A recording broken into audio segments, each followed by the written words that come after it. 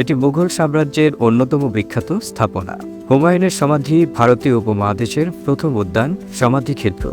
সমাধিটি দিল্লিতে যমুনা নদীর তীরে দিল্লির সুফি নিজামুদ্দিন আউলিয়ার সমাধিস্থলের সন্নিকটেই অবস্থিত।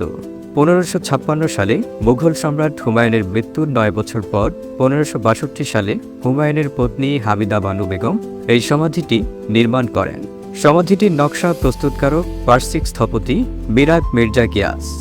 সমাধিটি একটি 7 মিটার উঁচু প্ল্যাটফর্মে নির্মিত নিখুঁত মাত্রার অষ্টভুজাকার কাঠামো।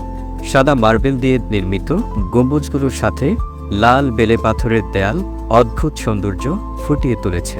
এই স্থাপনাটিতে বড় একটি গম্বুজ রয়েছে। এই গম্বুজ বরাবর নিচেই হুমায়ুনের কবর। এর পাশে রয়েছে হুমায়ুনের স্ত্রী হামিদা বানু বেগমের কবর। সমাধিসৌধটিতে মোট 124টি কক্ষ রয়েছে, যেখানে মুঘল রাজপরিবারের সদস্য ও অভিজাতদের স্মৃতি ধরে রাখা হয়েছে।